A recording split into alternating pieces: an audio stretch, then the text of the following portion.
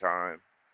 I am doing my morning ritual of walking, getting some fresh air, but it won't last long because I got to get back to work. So, last night I did a video on my channel why uh why is everyone working so hard basically, and the myth of working hard is the key to success. We're living in a time, guys, where people are working longer or just as long as literally people did back in the peculiar institution, as the intellects call it. Guys, people are working 12, 14, 16-hour days. And people are even working Monday through Friday and looking to get something to help them work Saturday and even Sunday just to pay their bills. And people will tell people, young people especially, older people will tell younger people, you guys are lazy, you don't want to work. Guys, let me let me tell you, that's not true. Older people, if you're watching this, that's not true. Stop. If you like, don't look at the young people that you see in your community that's probably don't have opportunity or access to do certain things. You would have to come out here. Right now I'm at a rest area at a truck stop in Georgia. You would have to come out here. See, the reason why you don't meet a lot of the young people that's actually working these 12, 14, 16-hour days is because they're working. You won't see them because they're working. I just wanted to make that point. Now, the question I would like to ask is, where do you guys see the United States in 5 years? 2030. Where do you guys see the United States in 5 years? Currently, guys, we're living in a time where we are spending our youth. Some people are even in old age, and I feel sorry for them too. People 60 years old, 65 years old can't retire. I know this one guy, his name is Kevin. I used to work with him at another job. Kevin is 62 years old, I believe, and he said that he was waiting for Social Security. So he's still working so that he could get money coming in until Social Security comes in that he's been paying into for over 30 years. Kevin would be considered a successful person if we judge it by material things. He has ran successful trucking companies. He put all of his kids through school. They're all college educated. Um uh One is a principal, some others are in the nursing field. Uh he he bought a nice house, some nice material things. And I think that that's one of the problems. And I'm not saying this dissing Kevin because Kevin is a great guy. We judge our success in this country by material things. So most people, they when they ask how they're doing, they immediately point to something material. Oh, I have a nice house, or I have a luxury apartment, or I have this thing. We don't actually get to the intangible things. How do you feel when you wake up in the morning? How do you feel when you go to bed at night? How's your health? Um, how are you mentally? Everything is based on materialism. How much money you got. And so I wonder, and this is the question I'll ask, where do you guys see the United States in 5 years? I repeat that question. Where do you see the United States in 5 years? Okay. Now I want you to think about automation. Um, Guys, I'm out here at these warehouses. I'm out here in the trucking industry. And I go to places, and I have to tell you guys, it's not a lot of people working in these warehouses. Is the warehouses are empty. It's a lot of people uh wanting jobs. There's no jobs out here, guys. I'm on the front lines of this. I'm in every city, pretty much. For example, I was in Cincinnati last week. From Cincinnati, I was right now I'm like near Atlanta. By tomorrow, I'll be in Houston.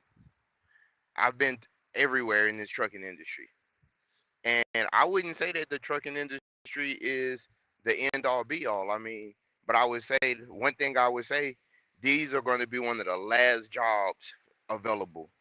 Believe it or not, they could automate everything. When people who are pro automation, what you don't understand is nothing that can be automated. When people say, "Oh, the lower end are going to be the ones taken by automation," guys, there's nothing that cannot be automated. If you are a nurse, if you are a doctor, your job can be automated. Whatever you do, your diagnoses, the years of study, they can take all of that information, put it in a computer, create a system. One second. Create a system that could replace your job. If you are a person who changed tires, if you are a locksmith, if you are, uh, hell, an entrepreneur, if you are in the stocks, all of our jobs are not safe with automation. I want you to understand that. So don't be pro automation because you think that it's going to replace the little McDonald's server and you get your food faster. I want you to understand that your job isn't safe either. Your job is automation because everything can be we can automate a president. We can automate a Supreme Court justice. If we're going to, everything could be automated. Just like you talk to ChatGPT, OpenAI, Gemini, and you ask it questions, if they can create a system and a robot to do that for everything.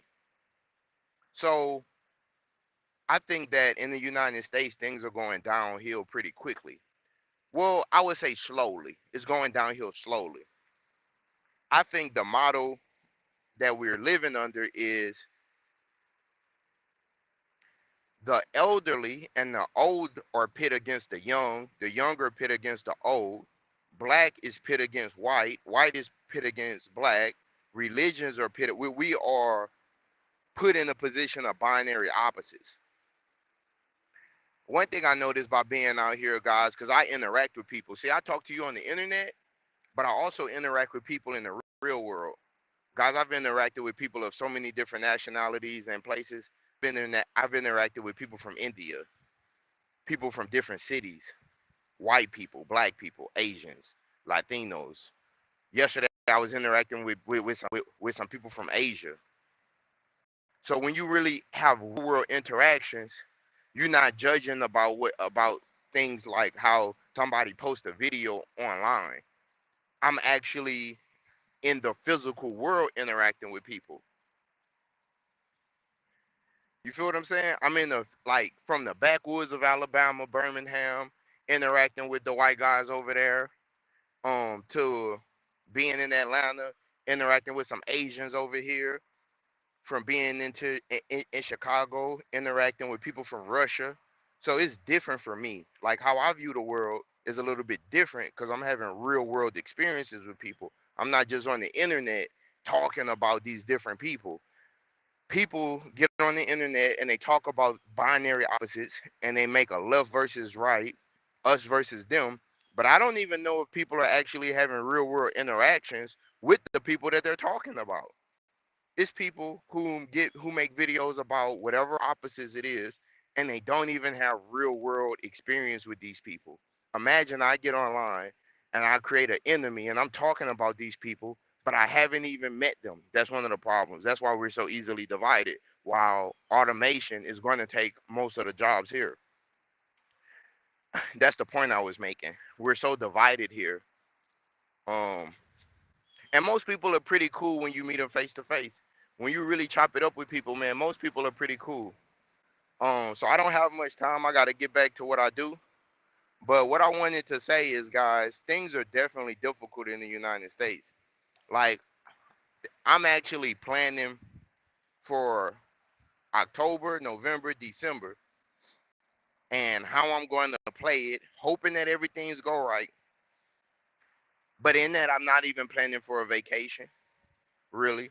I'm not planning to do nothing special. I'm planning to just catch up with the money game. My ultimate goal, guys, is to not have to work. I repeat, my ultimate goal is to not have to work. My ultimate goal is to spend time learning. I want my work to be learning. I want to be able to spend 10 or 12 hours learning new languages, interacting with new people, learning new places. We have come to where learning is a luxury, guys. I don't care about um having a bunch of material things. And that's my last question. Uh Before I go, guys, do you think that the purpose of life is simply to work to buy things that are made in China or Asia or made to you by wealthy people to sell to you? Is the meaning of life to just buy things? Are we here just to work, get money to buy things? Is that what you're? Is that the end all be all? And then if you can't buy those things, now you feel bad. Now you don't even feel human. I would say no. I think that this materialism that we live in, trucking and being in the trucking industry has really made me realize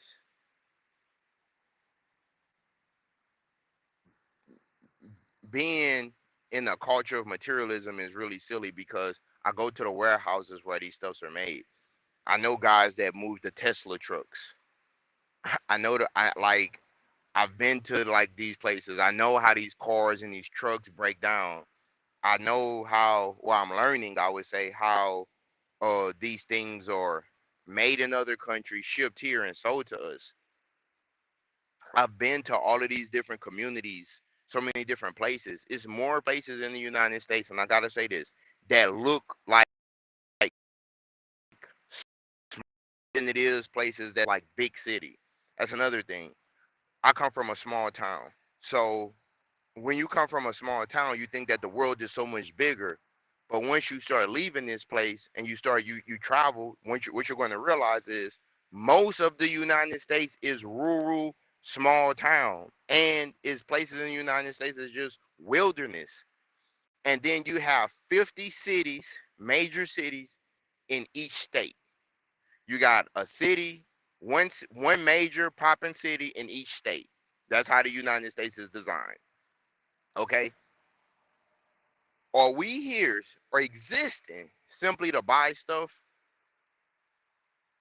Are we existing simply to buy stuff? Like you're living, you're working, spending time to what? Buy stuff, clothes, food, shelter, housing. But then it doesn't last. The next day or the next week or the next month, you're back working, buying to keep what you just finished working to pay for. And I think that the creators of this system is genius because ultimately you don't want the people that you are profiting off of, the consumers as they call us. You don't want the consumers to ever have enough. Why would you want the consumers to have enough? Then they won't work. Why would you want consumers to be debt free, not owe you? Why would you want them to make enough money?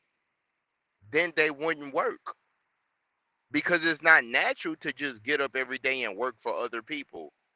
It's not natural. Now it's different if we're working for a common goal, but it's not natural. It's unnatural. Why the young people don't want to work is And I made this example, and I really have to go, so I have to make this my closing statement. Imagine there's a pie. The pie is a metaphor for capitalism and the way that the world works. When you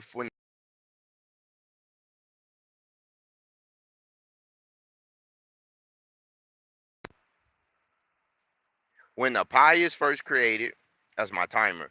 When the pie is first created, it's big, and we cut it in half. So all of the people born in the right generation, the older generation, they got the best pieces of the pie for a cheaper price. Then the rest of the pie is for everyone else. Now, the second half of the pie, you're going to get a smaller piece of the pie, but you have to pay more money for it. And plus, that is based on scarcity. Like the more, the less something is, the more valuable it is. So this is they're brainwashing us. In my opinion, you're giving me a framework which to think with. You're not allowing me to think for myself. You're telling me what to think.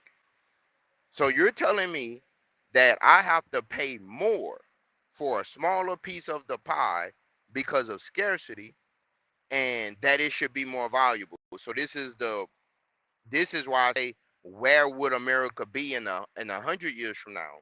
Because the pie is going to keep getting smaller and smaller and smaller, and people are going to have to pay more and more and more for a smaller piece of the pie. And that's either true or it's false, because they tell us that it's designed off scarcity, meaning that it's not enough for everybody, which that's just a framework which they're telling you to think with. They're telling you it's not enough for everyone. It is enough. But if you have some people that want to hoard everything for themselves, and they say that they worked hard for it. Come on, guys. Let's be realistic. Where do you see America in 5 years? I would like to hear it in the comments. Peace.